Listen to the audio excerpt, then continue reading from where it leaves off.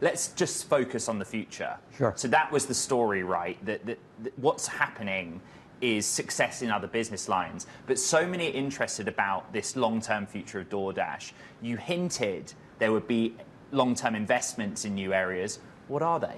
Sure. We started our business with restaurants as the core focus, but today we are so much more than restaurants.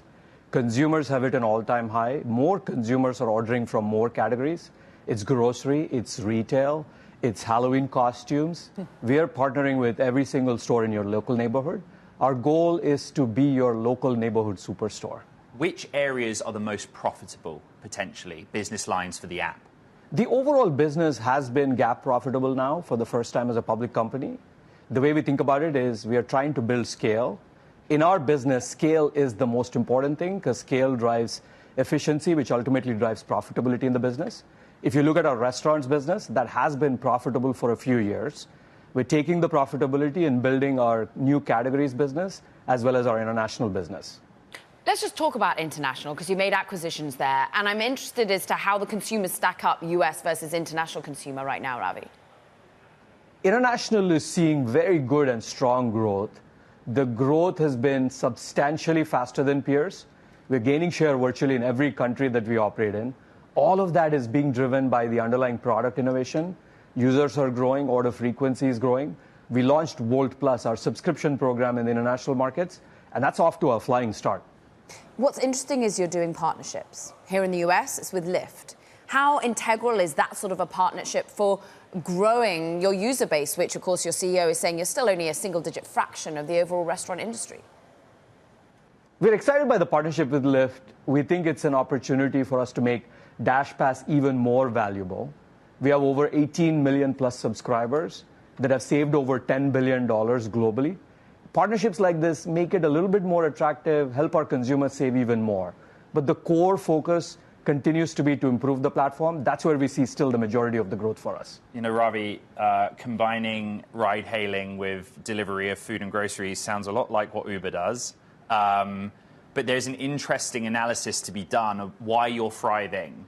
But Uber also printed results that showed the consumer is a little bit tepid right now in the ride-hailing context. In this gig economy world, why is it that you're succeeding in the here and now? We're so much more than restaurants. I'll give you a small example. Just a couple of months ago, we were running late for back to school. We used DoorDash for back to school supplies for both of our kids. Okay. We want to take away the worry of having a to-do list. We want DoorDash to be your local commerce to-do list. Local commerce is a large opportunity. Delivery is the most frequent use case. People eat at local stores. People order from local stores more than any other activity.